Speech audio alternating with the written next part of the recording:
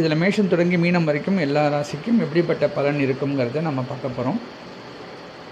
நீங்கள் இந்த சேனலுக்கு புதிய மெம்பர் அப்படின்னா சப்ஸ்கிரைப் பண்ணிக்கோங்க. அப்போ தான் நான் வெளியிடக்கூடிய பதிவுகள் உங்களுக்கு உடனுக்குடன் வரும். வரக்கூடிய மே மாதம் 18ஆம் தேதி மாலை சுமார் 7:45 மணிக்கு திருக்கணித பஞ்சாங்கத்தின் அடிப்படையில் ராகு மீன ராசியிலிருந்து கும்பராசிக்கும், கேது கன்னி ராசியிலிருந்து சிம்ம ராசிக்கும் பயிற்சியாக போகிறாங்க. காலபுருஷனுடைய 11ஆம் இடத்துக்கு ராகுவும் 5ஆம் இடத்துக்கு கேதுவும் வரப்போகிறாங்க. 11ஆம் இடத்துல ராகு வர அந்த நேரத்தில் அந்த இடத்துக்கு அதிபதியான சனி குருவுடைய வீடான மீனத்தில் இருக்கிறது ரொம்ப யோககரமான ஒரு காலம் அப்படின்னே சொல்லலாம்.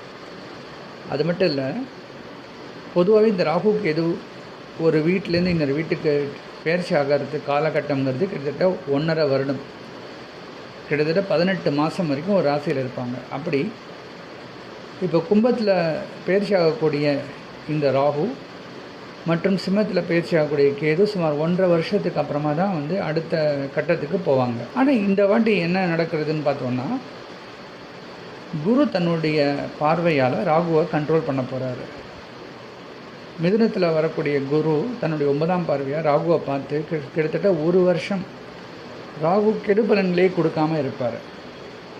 அதே சமயத்தில் ராகுவுக்கு வீடு கொடுத்த சனி கூட குருவுடைய வீடான மீனத்தில் இருக்கிறது 2 வகையில் பார்க்கும்போது நன்மை தான். அப்போது பொதுவாகவே எல்லா ராசிக்குமே ராகுவோடைய பயிற்சி பெரிய அளவுக்கு கெட்ட பலனை கொடுக்காது. கேது அப்படின்னு பார்க்கும்போது ஒவ்வொரு ராசிக்கு ஏற்ப அந்த கேதுவுடைய நல்ல கெட்ட பலன்கள் வர வாய்ப்பு இருக்குது. கேது தன்னுடைய நட்பு வீடான சிம்மத்துக்கு தான் போகிறாரு. சூரியனுடைய அமைப்புப்படி கேது ஒவ்வொரு மாதத்துக்கும் அதுக்கு உரிய பலன்களை கொஞ்சம் கூட்டியோ குறைச்சோ கொடுக்க வாய்ப்பு உண்டு.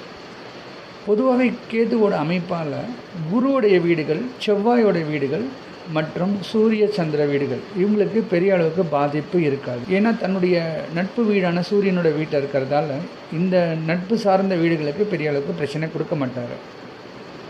அதே சமயத்தில் ராகு பார்த்தோன்னா தன்னுடைய நட்பு வீடான சனியோட வீட்டில் அவர் பயிற்சி ஆகிறதால ராகு பெரும்பாலும் சுக்கிரனுடைய வீடுகள், சனியுடைய வீடுகள் மற்றும் புதனுடைய வீடுகள் இந்த 6 வீடுகளுக்கு பெரிய அளவுக்கு கெடுபலன்களை கொடுக்க மாட்டார். இருந்தாலும் சனியோட வீட்டிலேயே மகர வீடு தான் ராகுக்கு ரொம்பவும் உகந்த வீடு. கும்ப வீடு ஓரளவுக்கு சுமாரான வீடு தான். ஆனால் இந்த முறை இந்த ராகு கேதுவோட அமைப்பை குரு 1 வருஷம் பார்க்குறதே ஒரு பெரிய நன்மை அப்படின்னு சொல்லலாம். இப்போ இந்த ஆன்டி கிளாக் கேஸில் பயிற்சி ஆகக்கூடிய இந்த ராகு கேது மேஷம் முதல் மீனம் வரைக்கும் இருக்கக்கூடிய ஒவ்வொரு ராசிக்கும் எப்படிப்பட்ட பலனைன்னு பார்க்க போகிறோம். அதில் முதல் ராசி காலபுருஷனுக்கு முதல் ராசின்னு சொல்லக்கூடிய